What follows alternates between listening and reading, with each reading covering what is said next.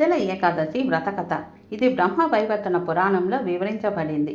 ఈ వ్రతకథలో భీముడు వ్యాసుని ఉపదేశం మేరకు సంవత్సరంలో అత్యంత పవిత్రమైన ఈ ఒక్క నిర్జల ఏకాదశి ఉపవాసాన్ని ఆచరించి మిగిలిన 24 ఏకాదశుల పుణ్యాన్ని ఎలా పొందాడు అనేది ఉంటుంది.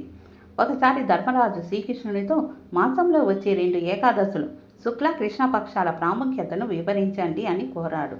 అప్పుడు శ్రీకృష్ణుడు వ్యాస మహర్షుల వారిని అడగమని చెప్పగా వ్యాసుల వారు ఏకాదశి ఉపవాసాల గొప్పతనాన్ని వర్ణించారు. అది విని భీమసేనుడు తన బాధని ఇలా చెప్పుకొచ్చాడు. పితామహ, నా సోదరులు ధర్మరాజు, అర్జునుడు, నకుల, సహదేవులు మరియు ద్రౌపది ఏకాదశి నాడు ఆహారం లేకుండా ఉపవాసం ఉండగలరు. కానీ నాకు ఆకలిని తట్టుకోవడం చాలా కష్టం. నేను ఆకలితో ఉండలేను.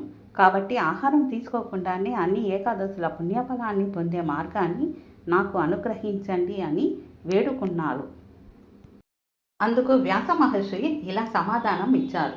నాయనా భీమ, నీకు నరకం ఇష్టం లేక స్వర్గలోక ప్రాప్తే కోరుకుంటే ఏకాదశి నాడు భోజనం చేయవద్దు.